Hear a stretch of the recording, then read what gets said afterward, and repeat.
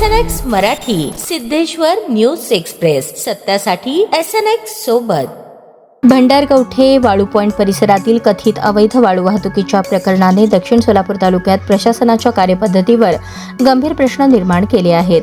वारंवार तक्रारी, वृत्तपत्रातून प्रसिद्ध होणाऱ्या बातम्या, तहसीलदार कार्यालयाकडे दिलेली निवेदने आणि सर्कल अधिकाऱ्यांना बजावलेल्या नोटिसा यानंतरही परिस्थितीत कोणताही ठोस बदल दिसून येत नसल्याची भावना नागरिकांमध्ये व्यक्त होत आहे. भंडारगवठे व तेलगाव परिसरातील कथित अवैध वाळू उपसा व वाहतुकीबाबत दक्षिण सोलापूर तहसीलदारांकडे लेखी तक्रार दाखल केली होती. त्यानंतर संबंधित सर्कल अधिकाऱ्यांना चौकशीचे आदेश देण्यात आल्याची माहिती आहे. मात्र चौकशी सुरू असल्याचे सांगितले जात असतानाच परिसरातून वाळू वाहतूक सुरूच असल्याचे चित्र असल्याचा आरोप होत आहे. विशेष म्हणजे काही दिवसांपूर्वी भंडारगवठे वाळू पॉइंटवरून बिगर नंबर प्लेटचा हायबा पकडण्यात आला होता. संबंधित वाहनाची चौकशीही करण्यात आली. मात्र त्या वाहनावर पुढे नेमकी कोणती कारवाई करण्यात आली, दंड आकारण्यात आला का, वाहन जप्त करण्यात आले का अथवा सोडून देण्यात आले याबाबत कोणतीही माहिती पुढे आलेली नाही.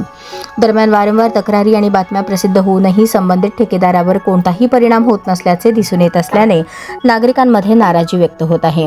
महसूल प्रशासन, सर्कल कार्यालय तसेच स्थानिक लोकप्रतिनिधी या प्रश्नाकडे गंभीर्याने पाहत आहेत का, असाही सवाल उपस्थित होत आहे. परिसरात विविध चर्चा रंगत असल्या तरी त्याबाबत अधिकृत माहिती उपलब्ध नाही. मात्र एक गोष्ट स्पष्टपणे पुढे येत आहे की दक्षिण सोलापूर तालुक्यातील नागरिकांना या प्रकरणात ठोस कारवाईची अपेक्षा आहे. तहसीलदारांच्या नोटिसीनंतरही परिस्थिती जैसे थे असल्याने आता जिल्हाधिकारी या प्रकरणात स्वतः लक्ष घालणार का, भंडारगवठे वाळू पॉइंटवरील चौकशीचा अहवाल जाहीर होणार का आणि अवैध वाहतुकीवर कठोर कारवाई होणार का, असे प्रश्न सर्वसामान्य नागरिकांकडून विचारले जात आहेत.